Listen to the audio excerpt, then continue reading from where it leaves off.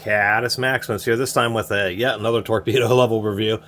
Kind of got on a little tip here on various torpedo levels since I dropped my old Stabila and it broke. I kind of went a little crazy. Anyway, I got a basic Cobalt. It sucked. Got this Craftsman, which was like 20 bucks, which I thought was, you know, better. It has kind of rubberized ends, so it ought to hold up. I thought the Craftsman was reasonable, rare earth magnets that are kind of recessed. But I think this Johnson is ultimately, surprisingly enough, this Johnson's like 20 bucks or 18 bucks, about the same price as this Craftsman. It's a lot heavier. It feels a lot better built. And surprisingly enough, they kind of, or I shouldn't say surprising, but they do this thing, lifetime accuracy warranty. They put this big USA, and then it's the vials. So the little bubbles are American made, but the thing is made in China, so they're actually making these bubbles and then making the vials and then sending them to China for the level to get put together. Thought it was a little hilarious. This is the model 1435-1000, so it's a 10-inch. But it's just certainly a lot heavier because this is just one extruded aluminum I-beam, which is certainly pretty, kind of like that, a little better than this box structure on the Craftsman.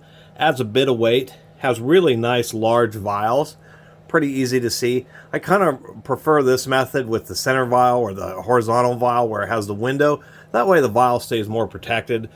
The Craftsman vial is certainly easy to see at any angle, but it's also really exposed and can get beat up, scratched, or even broken a lot more easily.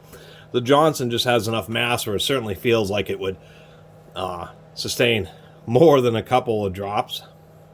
And I kind of like their interesting thing here, where they have these specially molded V-shaped neodymium or rare earth magnets. So this thing actually holds really, really well. I mean, the easiest way to put it, here's the Craftsman.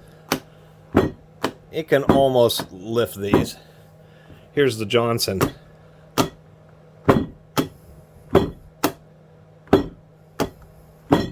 And that's just with the edge. If I actually get the corner on there,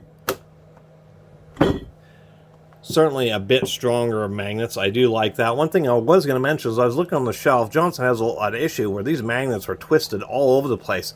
I had to look through like 5 of them to find the magnets that were actually all aligned down into the groove. Of course, the whole point to that is when you're on the edge of something, it will, like round stock or something, it will hold on a little bit better.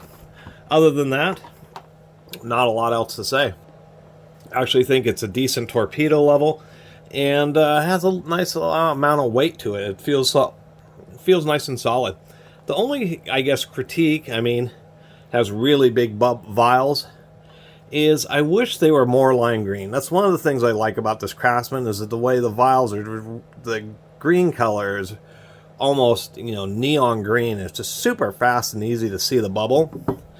Where this kind of off yellow, quite frankly, it looks like urea yellow. Just not quite as easy to see. That's the only thing I could really mention. But kind of went on a little binge on torpedo levels and wanted to do a review of this Johnson to finish it out. Now all of them, the Stabila, this Craftsman, the Lowe's Cobalt. As far as modern ones, I haven't done the Empire yet.